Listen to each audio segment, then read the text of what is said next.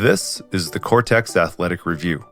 I'm your host, Evan Carrillo, and each week I dive into the research to distill and relate sports science and psychological peer-reviewed literature to modern-day coaching and athletic development with a slight bias to hockey goaltenders.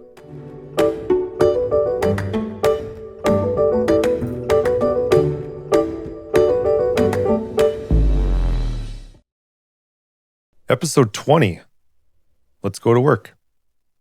This week's article comes from the Journal of Applied Cognitive Psychology and is titled Transfer of Pattern Recall Skills May Contribute to the Development of Sport Expertise. It was written by Bruce Abernethy, Joseph Baker, and Jean Côté, which might sound familiar from episode 1 on the topic of odds ratios. Abernethy and colleagues were essentially asking whether expertise developed in one sport might carry over to another, specifically through transferable pattern recognition skills. In the article abstract, they point to developmental histories of expert team sport athletes, showing that these athletes tend to be exposed to a wide range of sports early on in their lives. The idea is that this broader experience might reduce how much sport-specific training is needed later on to reach expertise. They open up by defining what separates expert performers from non-experts. There's obviously a lot of different angles someone could take here, but in this case, they're living in more of a perception, pattern recognition domain. The general consensus is that experts are better at recognizing and recalling complex patterns and anticipating what's about to happen based on the available information, and then executing movement in a way that's both consistent and adaptable, but also more automatic and less effortful. From there, they move into one of the more well-established findings in this area. This won't come as a surprise to anyone. Experts consistently outperform the non-experts on tasks that require them to recognize and recall structured patterns of play. There's evidence of this both within and outside of sports. So, for example, there's a study about grandmaster chess players and how they were able to recreate the layout of a game board to about 90% accuracy after just a quick glimpse at the board. And this was compared to the novice chess players who were only around 30% accuracy. There's an important note to point out here. This 90% recall for the grandmasters, this was more of a function of pattern recognition and really nothing to do with memory. The reason the authors were able to draw that conclusion was because this 90% recall from the grandmasters was only present when the pieces were arranged in a way that was actually possible to achieve and something that they were likely to see in a regular game of chess. If the pieces were just arranged randomly throughout the board or in ways that were impossible to actually recreate in a game, like, say, both white bishops on dark squares or something, there's virtually no difference in the recall between the grandmasters and the amateurs. So it can't be a function of memory if that's the case. It has to be a function of this pattern recognition.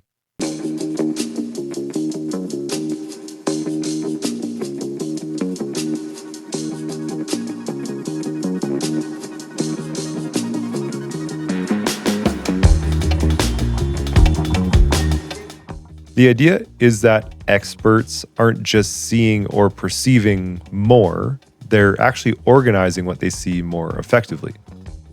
So the authors, Abernethy and colleagues, got set up to test this. They had 25 participants. They were different athletes from netball, field hockey, and basketball. 15 of those 25 were considered experts. The athletes were shown video of structured sequences of play or different plays from all three different team sports, and then asked to recall and reproduce the positions of the players following a pretty brief and momentary exposure to the video. Basketball, field hockey, and netball have similar-ish characteristics in that they're all team sports with offensive and defensive roles and strategies. The scoring happens in the end zones of the field or the court, and there's a single object that has to be passed or shot around, and the play is continuous rather than with discrete sets like in pitches in baseball. This similarity in the structure allowed the researchers to test whether the expertise in one of these domains would perhaps carry over when recalling patterns from another one, from another sport.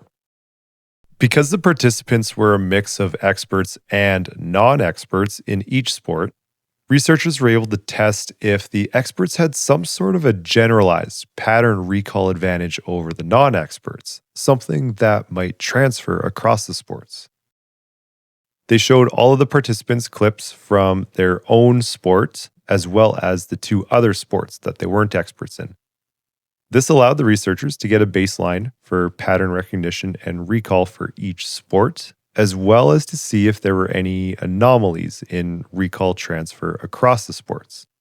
So, for example, the expert basketball player was watching clips from basketball, and they would also watch clips from field hockey and netball. And the researchers were able to rank their score from their own sport as well as the two other sports that they didn't play. The thinking was, if pattern recognition is strictly domain specific, so sport specific, you would expect the experts to only outperform the non experts of their own sport. But if there's some level of transferable skill, then you might expect to see experts maintain an advantage over the non experts, even when those patterns came from a different sport. Put another way, they would look at the expert basketball player and compare their score in, say, netball to a non expert netball player to see if there were any difference in play reading, the pattern recall. The first finding is exactly what we would probably all expect, and it lines up with the decades of research in this area. The experts were considerably better than the non experts at recalling structured patterns, but only when those patterns preserved the underlying structure of real gameplay. This is kind of like the chess scenario.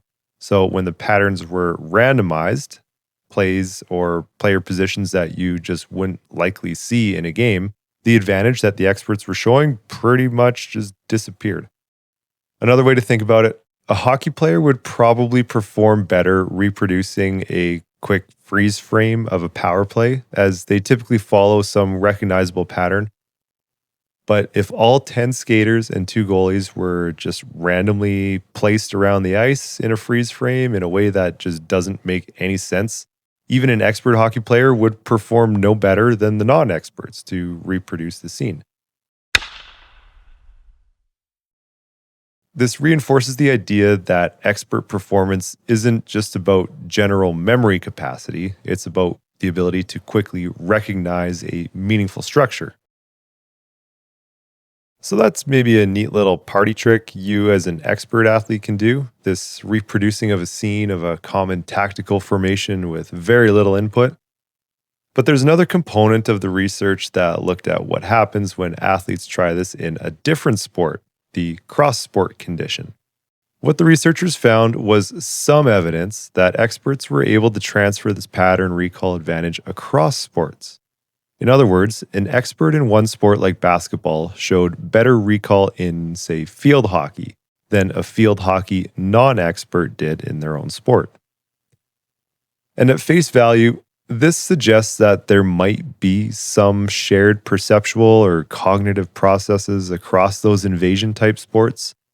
This got me thinking, though, what's the transfer potential across really dissimilar sports? Maybe an invasion sport compared to a net sport, like basketball compared to badminton? From where I'm sitting, the answer is there's very little, if any, evidence of transfer between really dissimilar sports. The research pretty consistently, actually, shows that transfer is highly specific. It tends to occur when sports share similar structures and information. Without those similarities to loosely project the same pattern recall expertise on, the transfer pretty much disappears. So, this isn't a general play more sports and everything transfers effect. It's much more constrained than that. I've said this before in previous episodes. I'm a big believer in multi sport experiences for younger athletes. But from what I can see, the beneficial mechanisms tend to change depending on the life stage of the athlete. I'm also not totally discounting someone like a goaltender in hockey playing a really dissimilar sport like badminton or baseball, as there is another question of coordination or gross and fine motor skill building that builds this overall athleticism. So even if these pattern recall benefits aren't totally present there, there are still going to be some other benefits. Back to the paper, though. This brings me into the next section of some possible limitations. This pattern recall effect across similar sports wasn't actually super clean or consistent in the statistics. There were some cases where experts showed an advantage in other sports, but those effects tended to be smaller and didn't show up reliably across every single comparison. In other words, although there was some evidence of an expert in basketball outperforming a non expert in field hockey on a field hockey pattern recall test, the measured effect was still quite small. The language we use as coaches or athlete development programmers is important here. I would phrase it as the study doesn't really allow us to say that this transfer is driving development. Rather, it only shows that some level of transfer might exist in some conditions. Digging a little bit deeper, it's probably not that skills are transferring in a general sense. It's that athletes are becoming attuned to certain types of information in their playing environment. And when that information shows up in a different context, they seem to be more equipped to access it. To wrap up this article, it's worth noting that this wasn't the only paper around that time looking at transfer. Around that same time, there were researchers Nicholas Smeaton, Paul Ward, and Mark Williams. They produced a paper called Do Pattern Recognition Skills Transfer Across Sports? A Preliminary Analysis. This was published in 2004 in the Journal of Sports Sciences. These researchers looked at pattern recognition across soccer, field hockey, and volleyball, and their results pointed in a more constrained direction, meaning transfer seems to only happen under pretty specific conditions.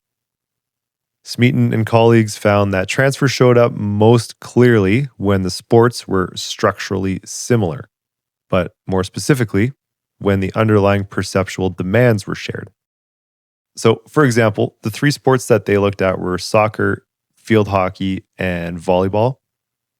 Now, soccer and field hockey are a lot more structurally similar to each other than they are to volleyball, because with soccer and field hockey, the play is continuous. There's a big shared space, the entire field. Players from each team are interacting with each other on that shared field, and there's similar informational cues. A sport like volleyball or even baseball for that matter, it's different. It's not this continuous play. It's turn-based. It's discrete. The reps are discrete. It's separated by a net. The implement is in the middle of the court rather than the end zone scoring. There's just very different spatial and temporal structures of sports like this. So, skilled soccer and field hockey players were both faster and more accurate when responding to patterns from each other's sports, even if it wasn't their primary sport. But that effect did not carry over to volleyball. And likewise, skilled volleyball players did not show the same skill advantage on soccer or field hockey patterns. It wasn't in the study, but I would be really curious about net central sports like badminton or tennis transferring over to other net central sports like volleyball and vice versa. So, what you end up with is this really clear split, a transfer between soccer and hockey, but not between those two sports and volleyball. And that's what really challenges the idea of general transfer across sports, because now it's not about the sport itself, it's about whether the athlete is dealing with the same kind of perceptual problems. So, taken all together, the cleaner read here might not be that expertise broadly transfers across sports, but that athletes might carry over advantages when the perceptual problem is just similar enough.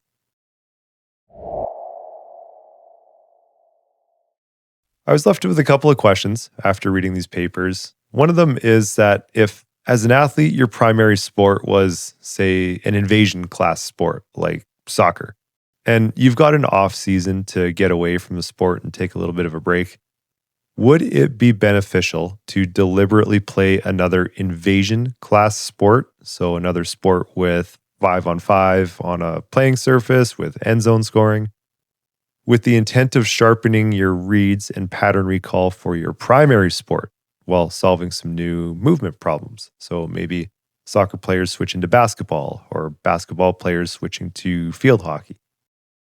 For younger kids, I also wonder if these graphs would cross, so to speak, where at younger ages, generally pre-puberty, if multi-sport benefits are greater with different classes of sports, so net games versus invasion games, do we intentionally want to have them crossing classes of sports? So mixing in some badminton with some basketball, with some cycling, with some MMA, even though there's really going to be no transfer of any of these pattern recall or perception reads? I don't know. There is a chance that I am also overthinking this, and there is a chance that it's also going to be different for everyone. As somebody who is building development programs or coaching kids, or even if you're a young athlete listening yourself, I think it's worth exploring. That does it for this week's episode. New episodes posted every Thursday morning, 6 a.m. Mountain Standard Time. You can listen wherever you get your podcasts, as well as on YouTube at the channel Coretex Goaltender Development. If you'd like to support the show, which is currently a one-man operation that does have some costs associated with it, you can head over to patreon.com/Coretex Athletic Review. I hope this episode was helpful, useful in some way. Thank you very much for listening. Please feel free to share the show, to reach out, check the show notes for any socials that you may want to follow. My name is Evan Carrillo. This is the Coretex Athletic Review. Stay out of your own way.